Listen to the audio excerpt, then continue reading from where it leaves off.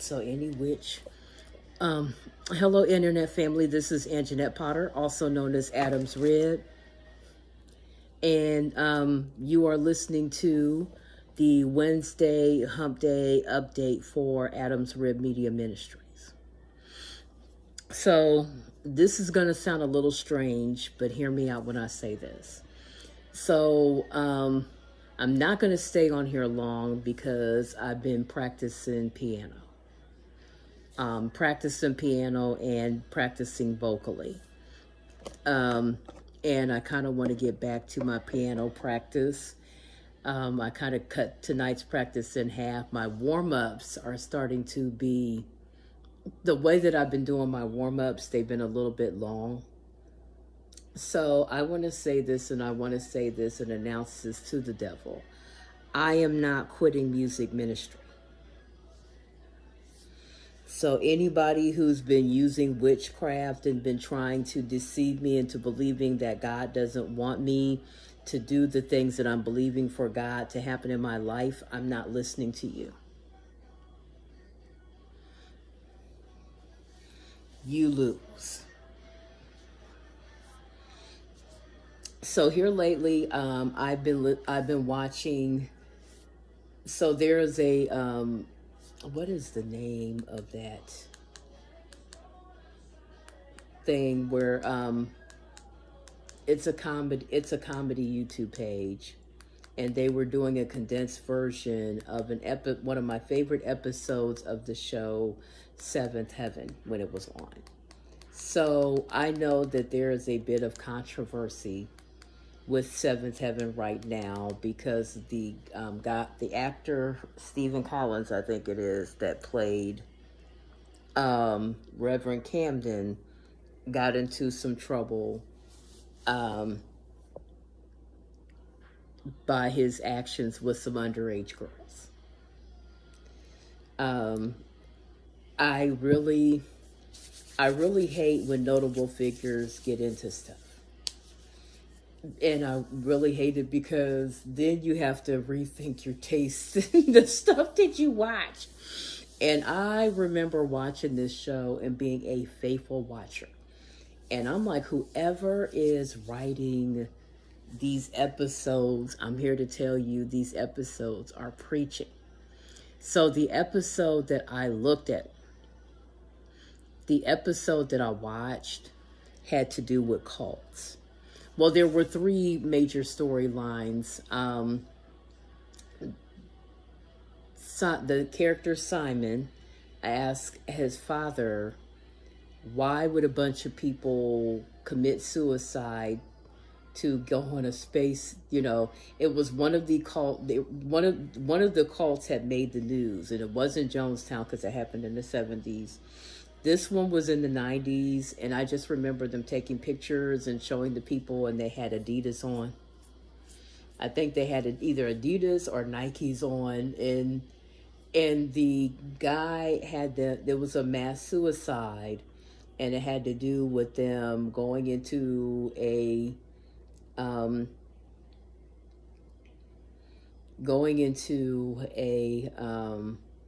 spaceship and all of that stuff there. So the character Simon on the show asked, why would a bunch of people do that? Like, why would a bunch of people follow a man who has them committing suicide to get on a plane? So his father was explaining how cults work. And I left a cult. They are known as the Apostolic Pentecostal Church. And I left them and I got harassed on different separate occasions. One of the times I got harassed because I didn't want to marry a particular guy. So they sent people to my job doing hair and got me fired. And got me fired because I didn't want to get into an arranged marriage. So one of the reasons why, and really this is in keeping with the how to safeguard your walk with God. Because, unless you've been under a rock, I'm pretty sure you know that Bishop T.D. Jakes has been been accused of some things in keeping with his associations with Diddy, and Diddy has been accused, was being sued by his former girlfriend Cassie over his behavior with her in the relationship that they share. So,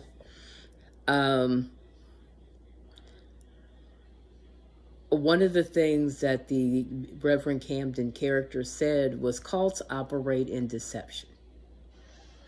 And I read a scripture to you guys that talked about when all else fails, then the devil becomes an angel of light. And one of the things the Holy Spirit told me about that whole angel of light thing is that is these false religions. And, according to Christianity, anything Jesus said about himself that, if you're looking at if you're coming through any other door other than him, then you're a thief and a robber. And so the behavior that I have been experiencing, not only was there, forced marriage, there's also, I suspect that they're involved in human trafficking. Now, I personally have a thing about pastors who loyalty test their members. And especially when the loyalty test commands you to look the other way when there's sexual indiscretions going on, it's pretty obvious that they plan on doing something that they have no business doing. And if they're offending against women, sooner or later it trickles down to children. And so, as I was looking at this episode, some supernatural warfare that I had been receiving, it seemed like all of a sudden people just kind of changed up because they're, whatever they're doing is being exposed. When you start to hear the truth about the devil, he kind of switches up his game plan. So, I've been experiencing a lot of weird behavior based on this particular group. I personally don't like cults, and I don't like cults because they misrepresent God. And one thing I can't stand is for someone to misrepresent my Heavenly Father. Number one. Number two, some people, the way they operate within the context of even Christianity, it makes you wonder, why are you in church? Do you really think you're going to heaven doing what you're doing? Do you really believe that you're going to heaven doing what you're doing? So one way they tried to trick me was, like I said, they tried to use witchcraft, and they gave me a dream about a pastor's brother not choosing me to be his wife and me backsliding into prostitution. Okay, we know that's a lie. God's word says that he is a jealous God, and we're to have no other gods before him. And if your salvation is dependent on a man picking you to be his wife, then that man becomes more important than God does. Do you see what I'm saying? So when you see some of this activity, and it really is in keeping because, like I said, Bishop Jakes, now you can tell who's still in church and still in good standing in church by the fact that the people who are still getting along with Bishop Jakes are, pray for the man of God, pray beyond this stuff, and blah, blah, blah. And of course, he gave the standard. All the other pastors are giving the standard, pray for those in authority, don't entertain this, that, and the other, and this, that, and the other. So one of my favorite YouTubers, a woman who does old school tea, named Ashley Says So, did a live. and she said something, and I agree with her. So one of the, many entertainers that have been part of the LGBTQ community have been abused in church, sexually abused in church. And I'm not for the fakery. I can't tell you whether or not Bishop Jakes is guilty of what they're saying he's guilty of or not. I have been saying for a long time, I think, it bothers me when people, it's not so much the stuff that you don't know. Like if you aren't sure if a pastor could be guilty of the behavior, or you just outright don't believe it because it hasn't been demonstrated towards you, that I can understand. Even though I can tell you this much, many abusers hide their hands. Many abusers will be one way towards you and one way toward another person to hide what they're doing to the other person. One of the churches that I went to that had a pastor that came out of the apostolic Pentecostal tradition, his family had a habit of mistreating people and then, being extremely nice. So I had left the church for a minute, and then I started coming back because they were the last church I had attended. And so they were being really, really, really nice to my next door neighbor who I brought with me. And so the Holy Spirit let me know they're only being nice to her to discredit anything that you would tell her about how you were treated by them and some of the stuff that they're capable of doing. And so, that's precisely what it was. So abusers have a tendency to be Mr. Charm and be whatever to anybody outside the situation. And it's really to discredit the victim so that no one believes you when you say what happened to you. And especially when it comes to sexual misconduct, a lot of cover-ups. And so I decide, after the third or fourth attempt to arrange a marriage or force me to be in a romantic relationship I didn't want, I bounced.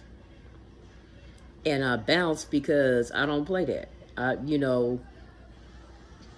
You could do many things, but once I find out that the pastor is in sin, I'm not really trying to be bothered with that. And so I left up out of there. Well, once I left up out of there, I started getting all these attacks in my sleep because of the witchcraft. I started getting attacks. I started getting really, really weird dreams. And that was happening at the church before this church. So basically with these churches, I did not know that the church that I had left and the church that I wound up subsequently joining were part of the same faith. And I'm a person that tries not to be judgmental or tries not to tar every person under a faith with the same brush. But in some cases, you have to throw the whole entire thing to the wolves. Because unfortunately,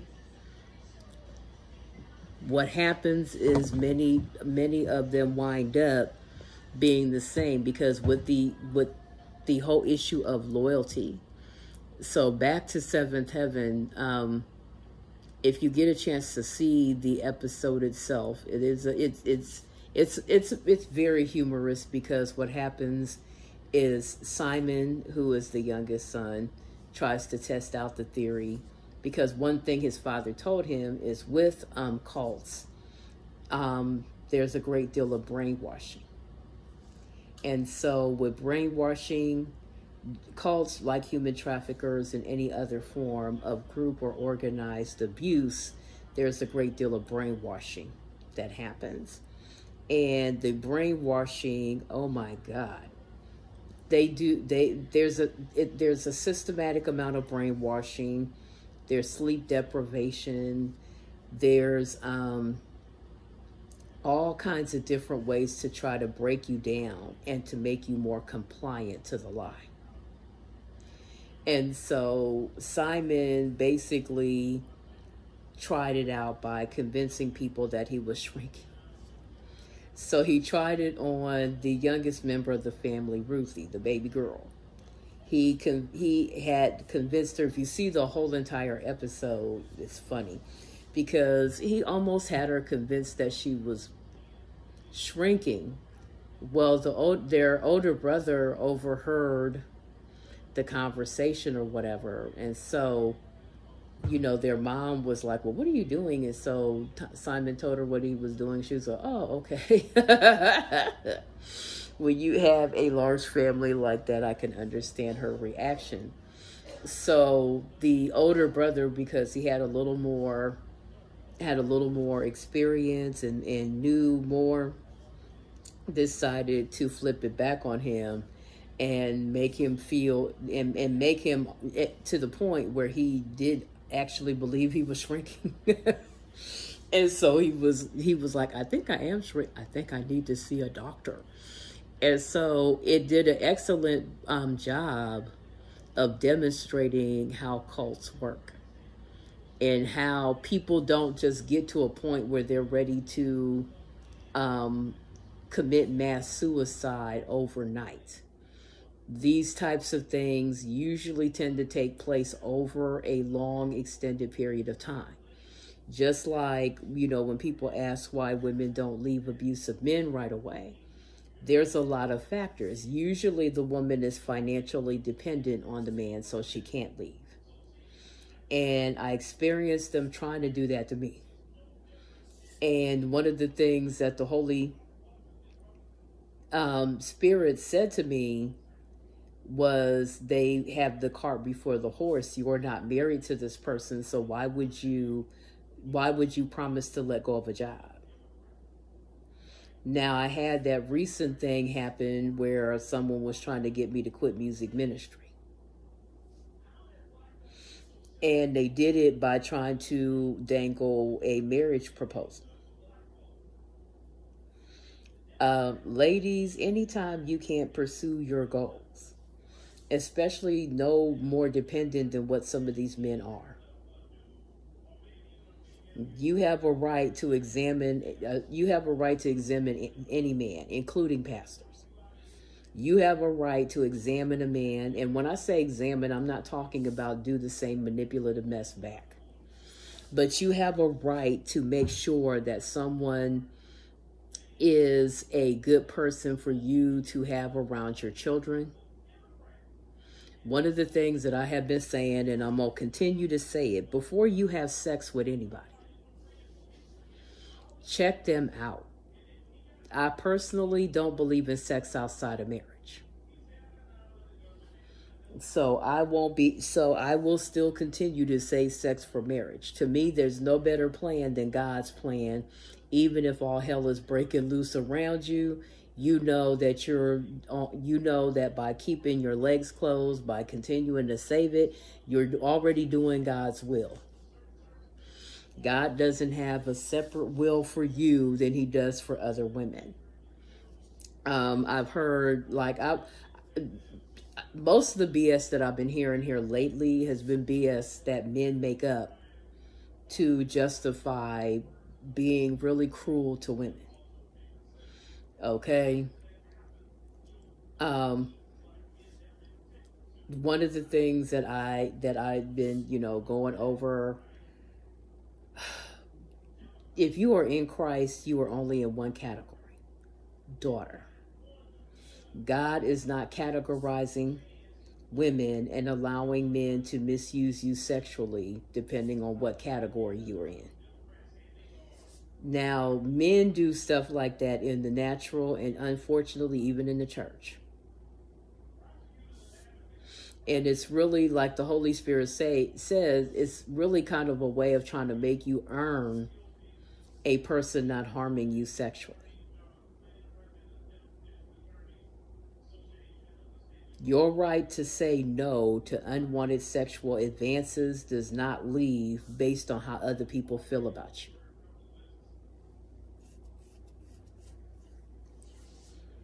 Okay, it doesn't matter. I remember when I was tweeting with Yes All Women, and I was in the midst of all these attacks, I kept saying, no means no, no matter what your station is in society and no matter what his station is. So a man using the excuse of you being at, you got to be a certain level of woman for them to act right with you, that's a man that you should avoid. In the black community, we use a term called bougie. We call people bougie. So what does bougie mean? Bougie essentially is calling that particular black person, if it's aimed at a black person, that's usually a way of saying that they think they're too good, or that they either they think they're too good or they're classist. Now, do bougie black people exist? Yes, they do. I ain't even gonna begin to lie to you. Many times I used to hear the term bougie and I used to ignore it because it was usually somebody who hadn't achieved much with their life, and they are now hating on somebody who has achieved a certain amount of success. Now, the older I get, the more I am looking at both sides of that equation, because many people betray people on their way up. Okay, many people have betrayed people on their way to their success, so they really didn't get it in a very honest manner. Many men, and you've heard that with the Me Too movement, with Yes All Women, and different other movements that have exposed very, very successful, powerful men, how many people get that power and then abuse it. Okay, they abuse their power, and definitely sexually. Okay, there are people who obtain power, obtain social standing, and then abuse it, especially over women and children.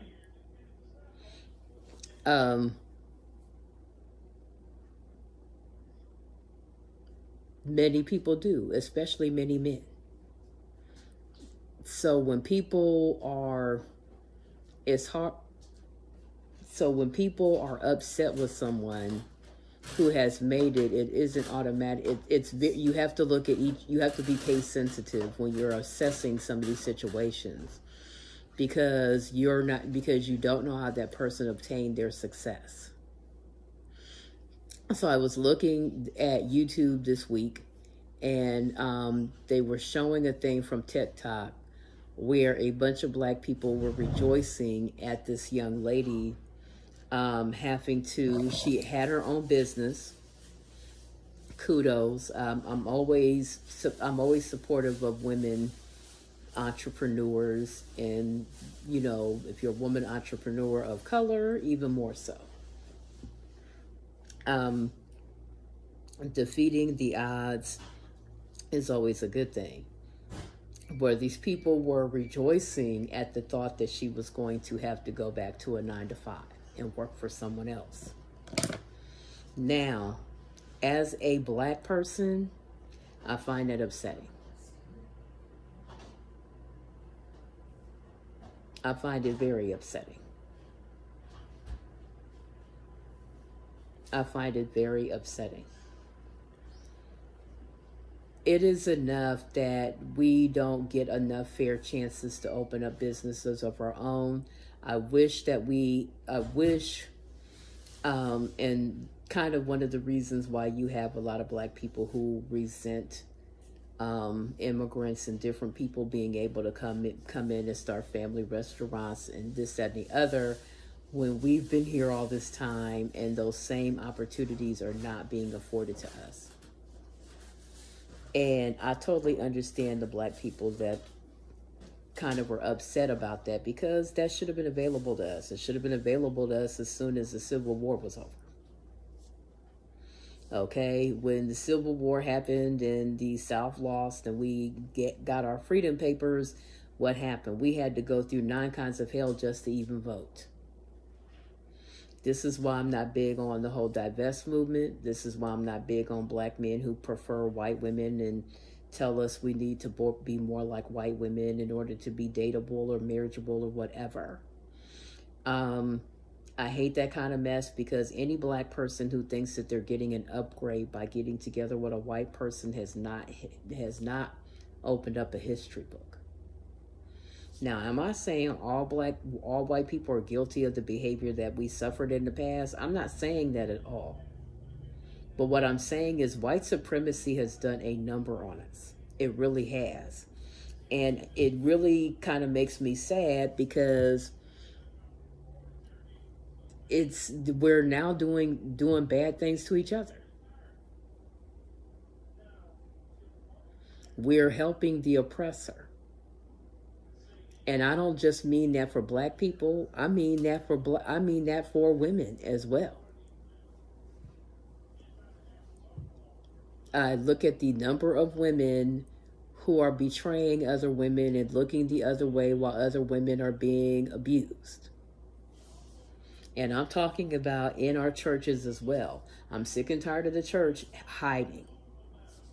Okay? I'm sick and tired of the church hiding. The abuse of women by religious organizations, or men using their religion as an excuse to be violent and harm women and children, is very much a human rights issue. Forced marriages are human trafficking. Forcing women into prostitution is a human rights abuse. And every person that wants to decriminalize sex work keeps telling the same lie. Okay? I left a church that was into human trafficking. Yes, I do believe, and I will continue to say it, I believe that the Apostolic Church is guilty of human trafficking. And I believe they are covering it up. It is not my job to demonstrate my loyalty by protecting men who harm children and women and other men. And my big concern with the recent thing of now you have men coming out and saying that they have been harmed. Number one, I think it is courageous. I thought it was courageous when it was Terry Crews, because he was basically throwing his hat in the ring and saying, hey, this doesn't just happen to women. Okay? And it was to support the women who have come out, support the women, because what typically happens to women? You know, you have all these people, well, women get preferential treatment when it comes to this type of thing. Dude, if you call preferential treatment being harassed online by people who are fans of the person that you are alleging harmed you, if you call being accused of being after a bag, if you call a bunch of people, your closest friends, turning on you, or your family members turning on you in support of the organization that hurt you or abused you, preferential treatment, let me give you a few facts on what happens when men do come forward. Number one, they're more likely to be believed. Because men very seldom, who gonna lie about something like that? Now, there are people who do. Okay, a few of my favorite YouTubers are gay males, gay black males. And a couple gay white ones, one gay white one. But a lot of them gay black males.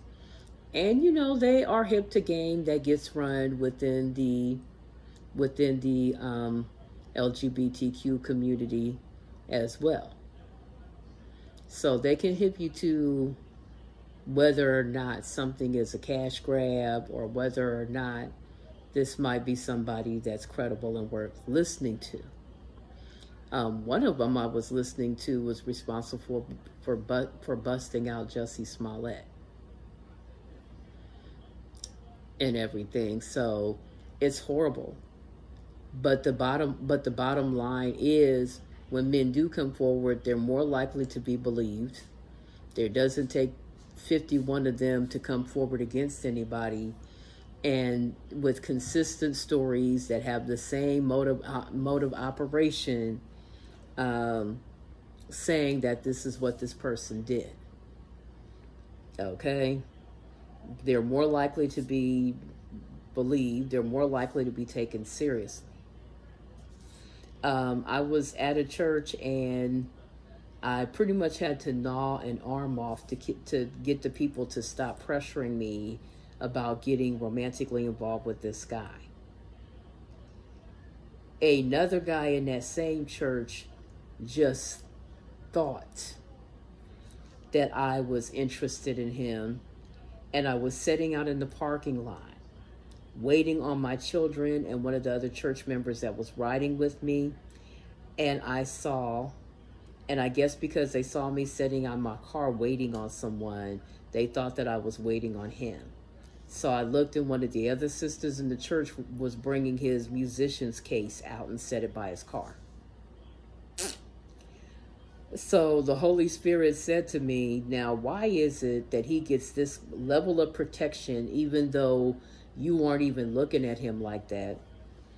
And even if you did like him, you're not acting a fool.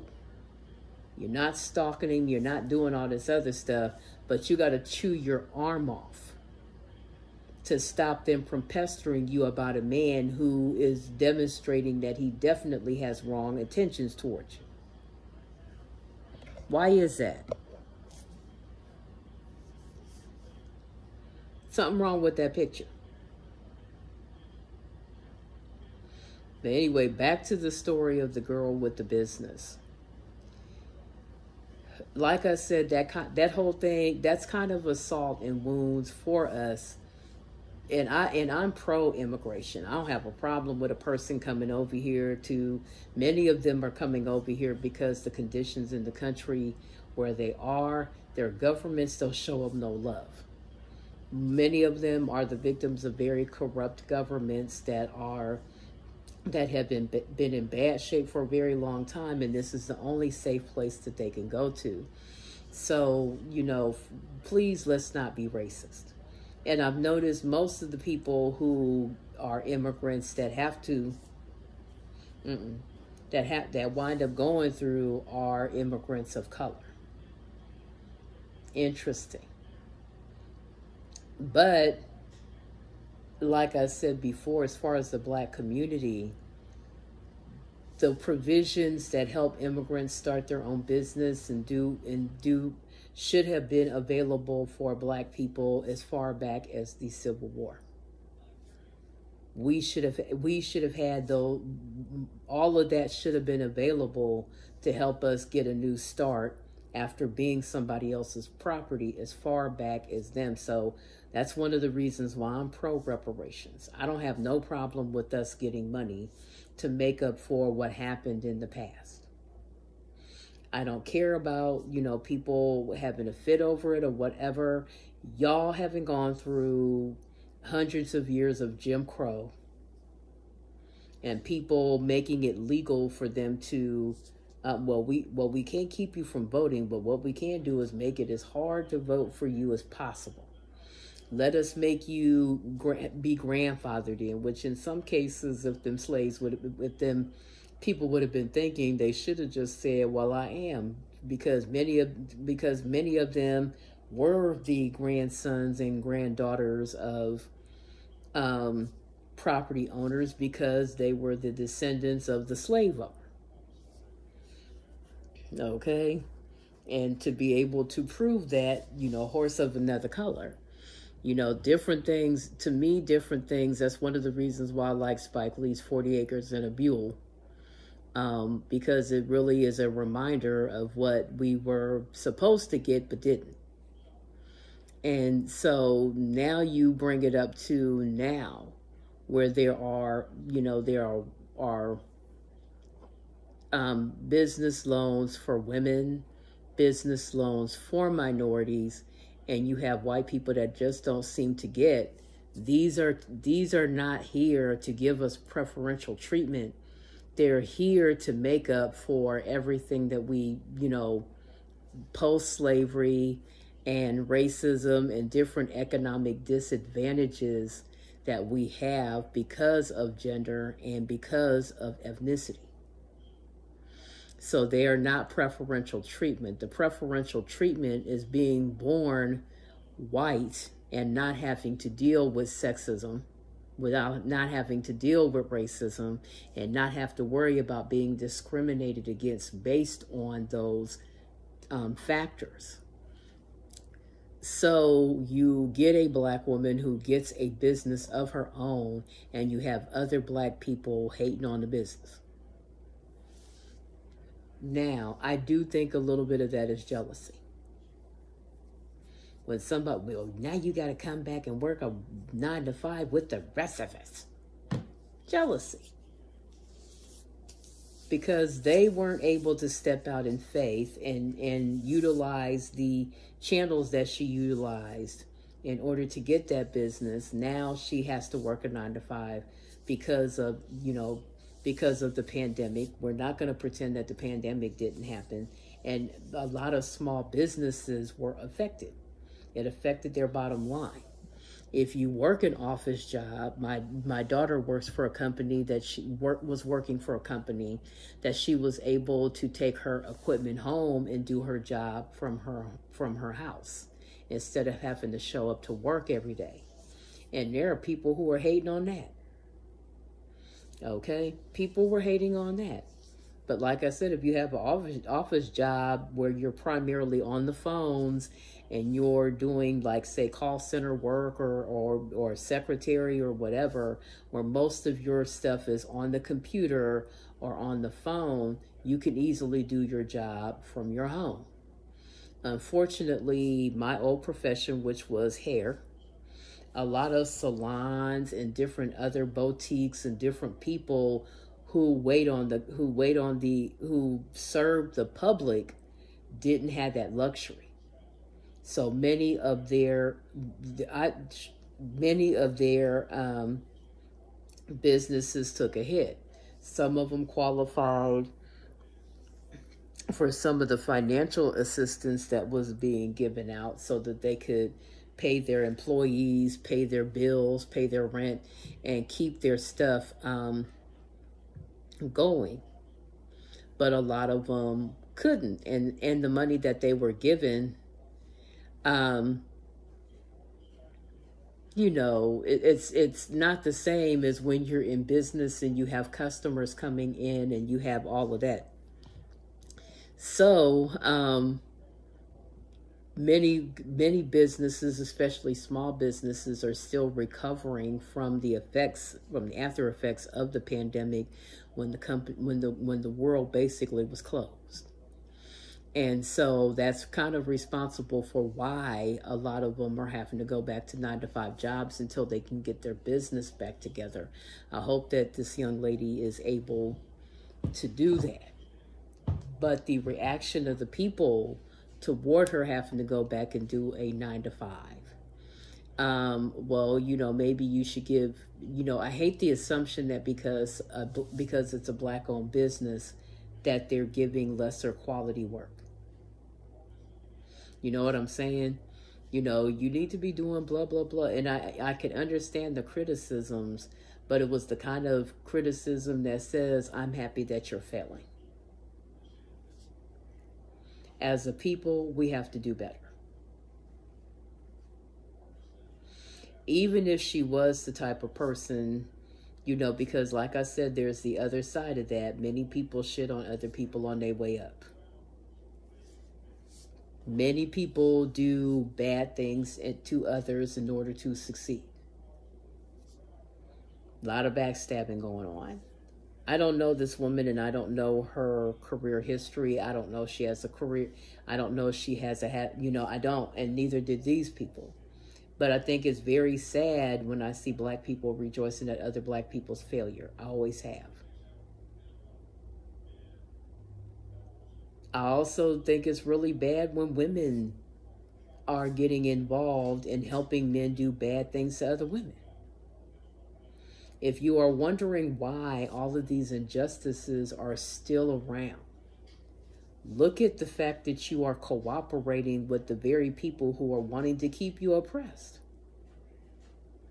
And I've seen very few people, like, I'm not quitting none of my goals.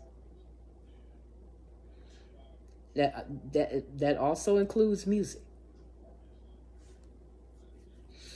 Right now, under the Adams Rib Media Ministry umbrella, I have 14 blogs.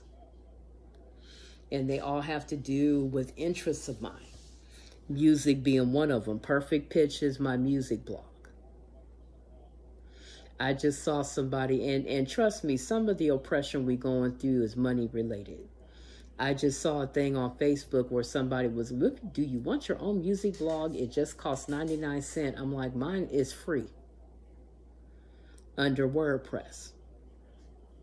All you really have to do is have your own equipment and your own ability to be able, to finance the camera equipment and different other stuff that makes it look a little more produced if you are vlogging, or be able to write in such a way that it catches people's attention. I've joined the vlogging because I now vlog, and I vlog pretty much because it's just easier. Because when I was blogging and I was writing everything out, I had to be able to find, with my smartphone, which is where I do everything, it's actually a lot more easy. It's a whole lot easier now. But back in the day, you're writing all of this stuff out. Luckily for me, I have OneNote, so the whole process of writing things out is a whole lot easier. I could write it out, and then I can cut and paste and put it in there, and it's ready to go. And then, liven it up with a few pictures and everything, and I've got a blog post.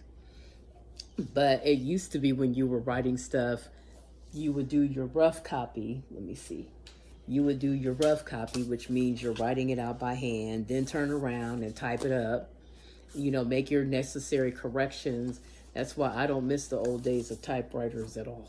I just don't. I was watching something. I was watching an old movie, and the person was setting up and typing. I'm like, I do not miss typewriters. I'm sorry. You can judge me. You can say what you want to. I love having a laptop. I love when they came up with Word document, with Microsoft Word and word processing and this, that, and the other. Being able to write my stuff out and correct it and not have to go through all them different processes, I love. Okay, I'd rather do that. And then if I want to cut and paste, if I want to copy and paste it into a blog post, which is what I usually wound up doing, I can do that. Vlogging is even easier because I can sit here and, before I started recording and doing live like this, I had the ability to speak into my voice recorder and do my thoughts, and then find a way to turn that into a pod. Now, I'm with Spotify podcasting. I have the ability to podcast it, and also have the software to be able to turn that podcast into a video for YouTube. So, it's just, much of it to me is just more convenient. But under that, I have 14 blogs right now. All of them areas of interest. One of them, that's one of my babies, is my music blog, Perfect Pitch. Now, Perfect Pitch, I pretty much, if you paid attention to Perfect Pitch, it's all about music. Music is very therapeutic for me. Singing, I never realized just how much singing was very therapeutic for me. And now that I am learning piano, that's, an additional thing that is very, very relaxing. It is very, very distressing. And I'm going to do a few posts to talk about, do a few podcasts to talk about how music affects the brain. because I really want to get into music therapy or music therapy or music psychology. There is a psychology to how music affects the brain. Um, and so I'm, not stopping anything I'm doing. Like I said, I'm one of the things, I'm not quitting music. One of the things I want to be able to do this time next year is to be able to perform for weddings and different people's events or whatever. To be able to do that. And one of my favorite YouTubers posted, you know, different tips on how to be successful doing that. So if you've been seeing my posts on Facebook and seeing me saying this time next year, I may expand that to everywhere else I am on social media. And it's basically for my own encouragement because of all of the warfare that I have been experiencing at the hands of my former denomination. Never underestimate greedy people. Anyway, so I'm going to get off here. My, lesson complete with scriptures and everything else will be up this Friday at midnight. Midnight is working for me. Anyway, I'm going to go ahead and do this. I'm not quitting. I'm not quitting. I'm not even ready to quit. And really, I post that for my own encouragement because people can be very negative. Like I said before, and it ain't just black people. Like I said before, I think that a lot of stuff black people do to each other is due to being in a country that is very, very white supremacist. And I believe that this is why we have issues with texturism with our hair, why we have issues with colorism, and everywhere there has been white colonialism, there has been problems within those people of color with colorism, with texturism, with issues that really have a lot to do with not liking being black. I believe that I've always said I believe we need to teach our children to love themselves black. It's not just to love themselves. They have to love themselves black. They have to love themselves within their culture. And a person may say, well, what is the difference? The difference is not growing up and feeling like you have to thin out your nose in order to look more attractive, not feeling like you have to wear long, straight hair. The difference is not having to hear your own men tell you to be more like white women in order to be wifeable. So that is the difference. And it is a huge difference.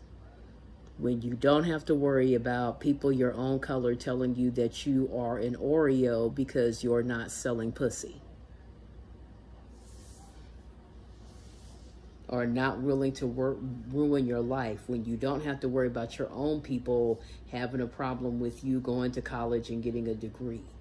Never mind, as I said before, there are many professions like doctors, lawyers, psychologists, where you have to have a certain level of education in order to be licensed to operate in your state in that field. I understand state licensing from having been a hairdresser. Doing hair, you had to have at least 1,600 hours in order to get a basic cosmetology license. That's not including being able to have a manager in the state of Ohio. In order for you to be left alone in a shop, you have to have a manager's license. Okay. There's also the instructor's license if you decide you want to teach it. So there are and vendor's license, there's most states have different licensing. Ooh, I just saw something. Don't pay attention to that.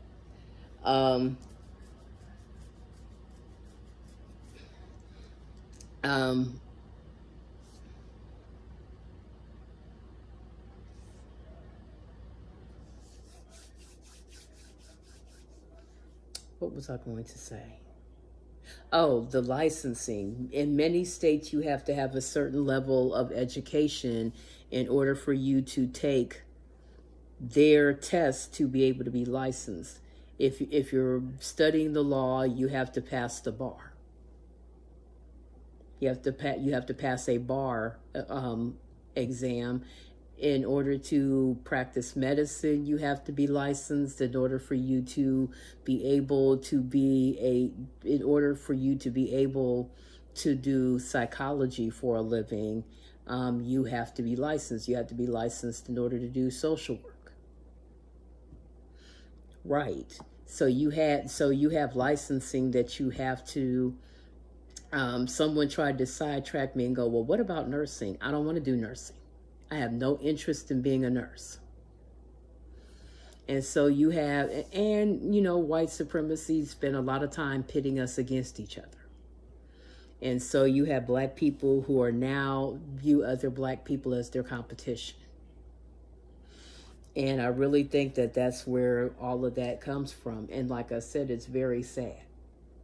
Very sad that you're betraying your own people to get next to people who have oppressed you for hundreds of years. White supremacy has done such a good job of convincing black people that we're inferior, that we now do it to other black people.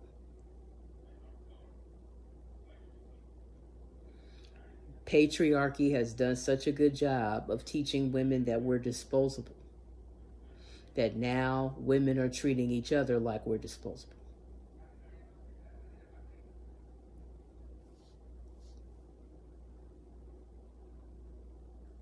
A little thing called mean girl feminism. I refuse to accept mean girl feminism. As far as I am concerned, if you're a mean girl, you're not a feminist. So as far as I'm concerned, the mean girls are being kicked out. If I could vote somebody out of feminism, I would vote the mean girl feminists out of feminism. I don't see how you could abuse other women and think that you are doing the world a favor. And yes, that's another thing. I choose to stay a Christian feminist.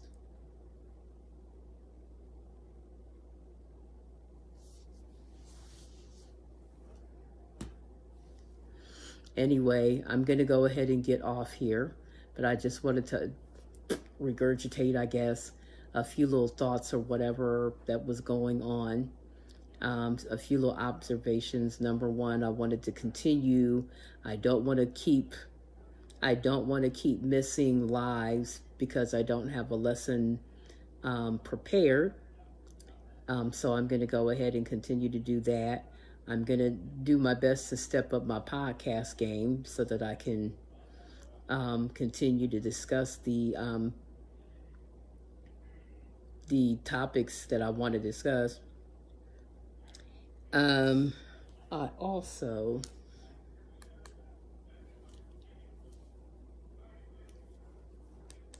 there's me on my TV. So I want to continue to create content, create podcasts, and discuss timely topics. Next year for 2024, I'm going to continue to do basically 365 days of Black history.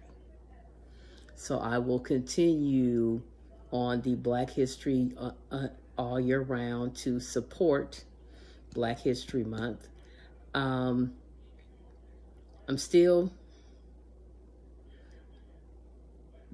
this year I didn't get a chance to honor hip hop, the 50th anniversary of hip hop, the way I wanted to. I do plan on doing a podcast to discuss why I chose to give it the whole year and do the different facets. Number one, to do the different facets. I had done shows on my Eclectic Weekend podcast, or Eclectic Music Geek podcast, to discuss to discuss the different genres that have sprung out of the umbrella of hip hop. I think hip hop gets a really bad rap. I also wanted to discuss some female issues that are, feminist issues that come out of the whole thing of hip hop as well. I still may do it, just not under the umbrella of Happy Anniversary Hip Hop, because the year is almost done. So I'm going to go ahead and get off here. You guys enjoy the rest of your week. Enjoy your holiday season. I hope that you are taking your kids to see the lights. There are several places here. And there's one place that I've seen advertised, and I'm like, I want to go. One of these days I'm going. And it's in West Virginia where you can go see the lights. So I'm like, one of these times I'm going. Me and the grandchildren and my daughter and, whatever, get the family together and go down there and look at those lights. It's a huge light display. We do the same thing here in Columbus at our zoo. We have Christmas lights up at our zoo. There's also lights if you're in the Columbus area. There's also Franklin Park is doing lights. We also on East Broad Street have the Nativity, which is a lot of Christmas decorations. And downtown in our Commons area, downtown in the Commons, they're doing Christmas lights down there. So we have several. Or if you're old fashioned, you can just ride through your neighborhood and look at your neighbors and look at their lights. Not as many homes lit up this year as normal, because usually we're like. So hopefully next year it'll be a little bit better. I think we had a lot of stuff going on that, resulted in people just not feeling it this year. Hard, I know. And last year, I think we had the snowstorm, darn near a blizzard around this time of year. So nobody was really even out. Everybody was in. It was freezing. It was just not good. So I'm going to go ahead and get off here.